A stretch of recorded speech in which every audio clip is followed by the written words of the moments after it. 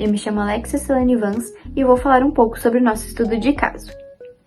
O exame de glicemia em jejum é utilizado para avaliar a quantidade de glicose no sangue após um período em jejum. Ele é fundamental para investigar e acompanhar casos de diabetes. Ele deve ser realizado após um período de 8 a 12 horas em jejum absoluto, permitindo-se apenas água, conforme indicações médicas. Ressalta-se também a importância do glicosímetro, um aparelho utilizado para medir a glicose durante o dia a dia. Ele é fundamental para o monitoramento contínuo, especialmente de pessoas com diabetes. Os valores de referência são: valores inferiores a 99 mg por decilitro são considerados normais. Valores de 100 a 125 mg por decilitro sugerem uma alteração, indicando um possível risco de diabetes. Valores iguais ou superiores a 126 mg por decilitro já se encaixam no diagnóstico de diabetes. Porém, valores iguais ou inferiores a 70 mg por decilitro caracterizam um quadro de hipoglicemia, condição que também requer bastante atenção. Olá, meu nome é Carolina, sou uma das integrantes do grupo de Bioestatística sobre o estudo de caso relacionado à glicose em jejum. Vou falar um pouquinho sobre o desenvolvimento do nosso trabalho, de que forma foi realizados os levantamentos de dados para que assim pudéssemos estar realizando uma análise estatística. Para realizarmos o estudo de caso, foi feita uma pesquisa envolvendo 50 indivíduos de diferentes sexos ou idades. Para coletarmos esses dados, nós utilizamos um aparelho chamado glicosímetro, onde os indivíduos também foram orientados ao jejum de 12 horas, cujo objetivo era avaliar o nível glicêmico dessas pessoas. Dessa forma, foi possível calcularmos as medidas de tendência central e as medidas de dispersão. Eu vou falar um pouquinho sobre a média do grupo em si, tá? Como ela é calculada. A média nada mais é que o somatório de todos os números observados dividido pela sua quantidade. Dessa forma, nós tivemos um resultado de 102,6 mg por decilitro, onde essa é a média do nosso grupo. Olá, meu nome é Larissa Lopes Ninaus e irei explicar agora alguns conceitos estatísticos que utilizamos para analisar os nossos dados. Primeiro, vamos começar com a mediana.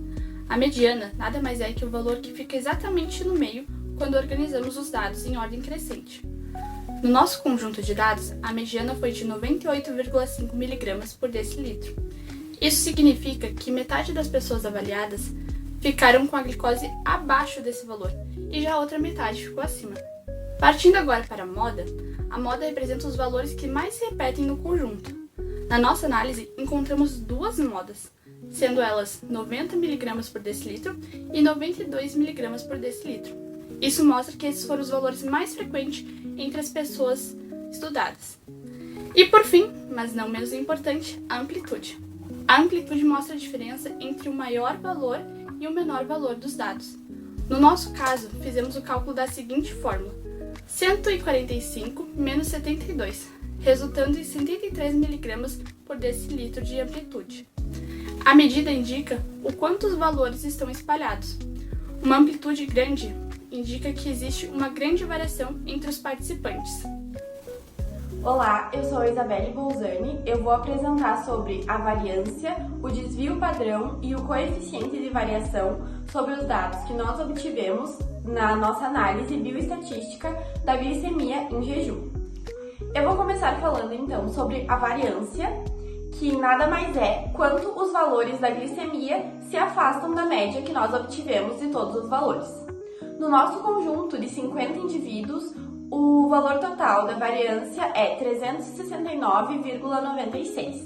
Esse resultado da variância consegue nos mostrar que os nossos valores não estão todos próximos à média, que é 102,6. Eles apresentam uma dispersão considerável. Isso acontece porque nós tivemos valores que vão de 72 a 145, ou seja, a amplitude desses valores também é muito grande. E isso influencia diretamente o valor que nós obtivemos na nossa variância. Em resumo sobre a nossa variância, nós podemos entender que quando a variância é alta, Isso quer dizer que os valores estão bem dispersos, ou seja, eles não estão próximos da média. Se a nossa variância tivesse dado um valor baixo, isso significaria que os valores estão todos próximos à média e que eles não sofrem grande alteração entre eles. Agora eu vou falar sobre o desvio padrão. O nosso desvio padrão obtido foi 19,23. O desvio padrão nada mais é do que a raiz quadrada da variância, e ele nos apresenta quanto cada número individualmente se afasta da média. O valor obtido no desvio padrão nos mostra que cada pessoa, em média, varia 19 mg por decilitro para mais ou para menos do valor central do nosso grupo. Isso também reafirma o que nós havíamos falado na variância, que existe uma grande diferença entre o valor da glicemia em jejum de cada indivíduo. O nosso resultado do desvio padrão faz total sentido, porque a nossa amplitude é grande e existem valores altos e baixos na tabela, como acima de 140 e abaixo de 70. Esses fatores, eles puxam o desvio padrão para cima, ou seja, ele vai dar um número mais alto, mostrando que há muita diferença entre os indivíduos da tabela. O último tópico que eu vou abordar hoje vai ser o coeficiente de variação. Ele serve para calcular a variação entre o desvio padrão e a média e para avaliar se essa variação é alta, baixa ou moderada em relação à média. O coeficiente de variação calculado foi 18,75%, o que é considerado moderado. Isso significa que mesmo que a dispersão seja grande, quando comparada com a média, não é um valor tão extremo. Ou seja, podemos concluir que os valores mudam sim, mas não de maneira caótica, e que existe diferença entre cada indivíduo, porém, ainda assim, existe certo padrão.